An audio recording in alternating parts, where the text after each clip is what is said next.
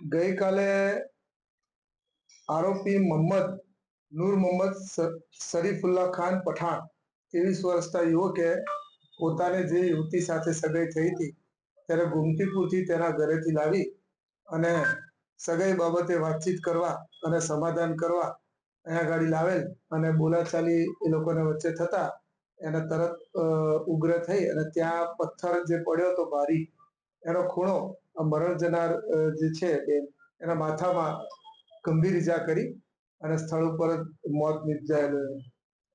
જે સંબંધે હવે મરણ જનાર દીકરીના ફાધર મોહમ્મદ નાસિરભાઈ મોહમ્મદ અજીમ જાતે સૈયદ રહે ગુમતીપુર કબ્રસ્તાન રોડ પૂજારીની ચાલીવાળાને એમની વિગતવારની ફરિયાદ લીધી અને આરોપીને એની ગુનાની વધુ પૂછપરછ માટે ડિટેન કરેલ છે.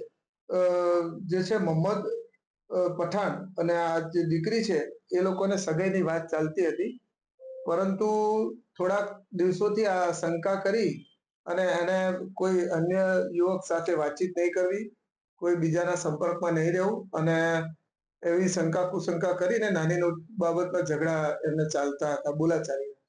જે બાબતે મરણ જનાર દીકરીના પિતાએ સગાઈ તોડવા માટે આ આરોપીના પિતા છે એને વાત કરી હતી કે આપણે હવે આગળ સંબંધ રાખવા નથી, જેથી કરીને આ આરોપી ગુસ્સામાં એને આ કૃત્ય કરેલ છે. અને શરૂઆતમાં એને સગાઈ રાખવા માટે એને સમજાવવા માટે એના ઘરેથી ગુમતીપુરથી લઈ આવેલ 2 વ્હીલર ઉપર કાંકરિયા જે ઝૂલેલાલ પાર્ક છે ગેટ નંબર 7 ત્યાં લોકો બેઠા બેઠા વાતો કરતા હશે, ત્યાં એમને વચ્ચે કોઈ ઉગ્ર દલીલ થઈ અને એને એકદમ ઉશ્કેરાઈને આ પથ્થર મારી અને મોત નિપજાયેલ છે.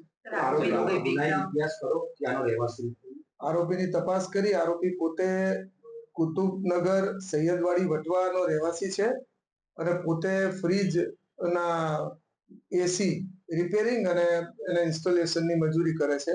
એનો કોઈ પણ ગુનાહિત ઇતિહાસ નથી.